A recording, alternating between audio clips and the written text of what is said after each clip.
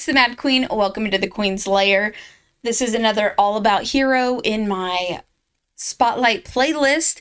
So if you're interested in finding out any more information about other heroes like this, I have an entire series playlist on my YouTube channel, and it's also going to be linked at the very end of this video as well.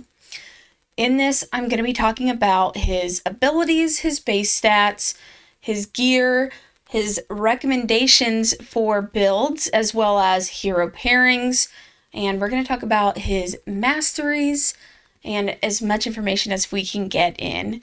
So Eren is a water legendary hero. He is from the Travelers from Afar faction, and unfortunately, if you don't have Eren currently, you'll probably never be able to get him, which is unfortunate because he was actually a limited hero and you could only get him during the Attack on Titans event. He actually was a free hero though, so as long as you were actually playing in the event, you should have been able to get him, even as a brand new player in the game. Eren is a really interesting hero, and it has him as offense, and he does do some damage, don't get me wrong. I kind of almost use him as a support in the team I do use him in currently. A support that does damage, but you'll see what I mean here in a second. Keep in mind, he is level 70. The base stats are going to be dependent on if you have them at 50, 60, 70, or whatever the case may be. I also do have my Eren ascended twice. You can't see that because I am literally always in the way. It doesn't matter where I put my camera. I'm always in the way of something blocking it. So for base stats, we have 1,394 attack, 7,000 health, 645 defense, 100 speed, 6% crit rate. The attack is alright. It's not top tier, but it's okay. The health, though, is pretty good. Defense is also pretty good. Speed is alright. And then obviously crit rate is typically the same. As far as his abilities, let's look at his trait first. Burning Fury. He's going to gain 1 rage each time a team member applies negative effect to an enemy. It's capped at 8 rage. At the max rage, he's going to consume all of it and launch a bonus attack with the ultimate ability. Only once per round. So not per turn, per round. And just to be very clear, the round is once every single person on your team has taken a turn and then the enemy's taken a turn and you've come back. That's a whole round. The way that rage works is honestly basically the same across the board within the game. Rage is just like in the guild boss, it's a meter that slowly builds up depending on whatever the requirements are, and whenever it gets to that point, then he's going to be able to do this. His first ability, I should read his ascension. Whenever he's ascended, he is going to, at max rage, consume all rage and launch a bonus attack with the ultimate ability, and reduces the cooldown of all team members' ultimate abilities by 1 turn. This is huge. It's really huge. I don't have it yet, but hopefully one day we'll get there. With his basic ability, Furious Cross, he deals 100% damage to 1 enemy and applies random stats down to them for 2 turns. Out of those random stats, it can be either attack down, defense down, speed down, or crit rate down. It also does apply other random stats too, like decreased focus or whatever the case may be. His special ability, Spinning Slash, deals 150% damage to 1 enemy. For each negative effect on the target, randomly gains 1 positive effect from attack up, crit rate up, crit damage up, and damage up for 2 turns, which is really, really nice. So because of this, you only have to put 70% crit rate onto him.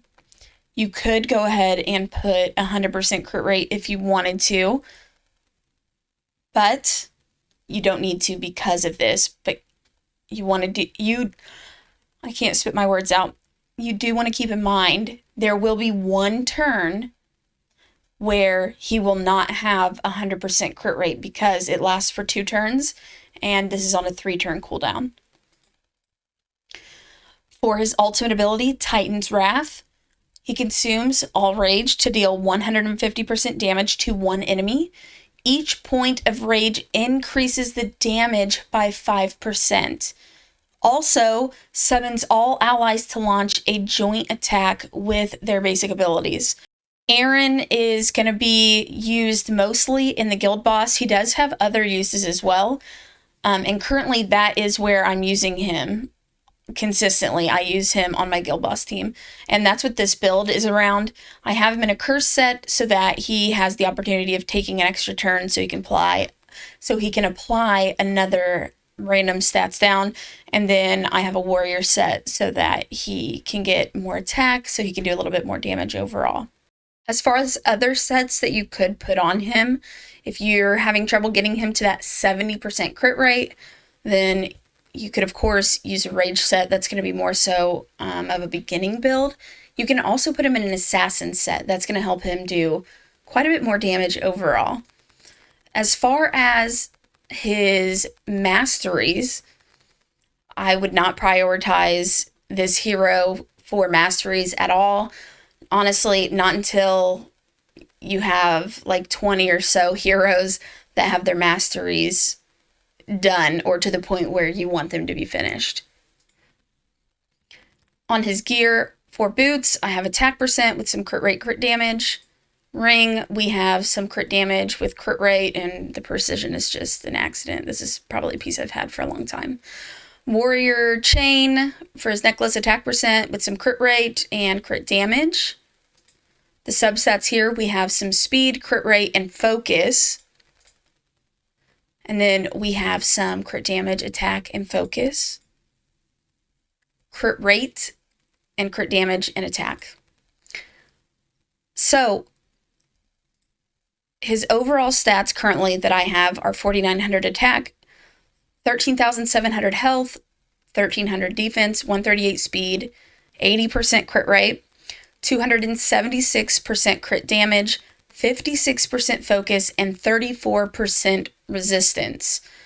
He does need resistance and focus specifically for how and where I'm using him. On the guild boss, he gets targeted, and this is enough resistance so that he does not get stunned. And of course, if you get stunned, you're going to be missing out on quite a bit of damage there. And with the focus, he needs focus because he is applying random stats down, and that can be resisted if you don't have it. You don't need 56%. This is actually kind of high on him. If you're going to use him in the guild boss, if you can get around 30 or 40%, you're going to be fine, and you shouldn't be resisted. And as far as the crit rate goes,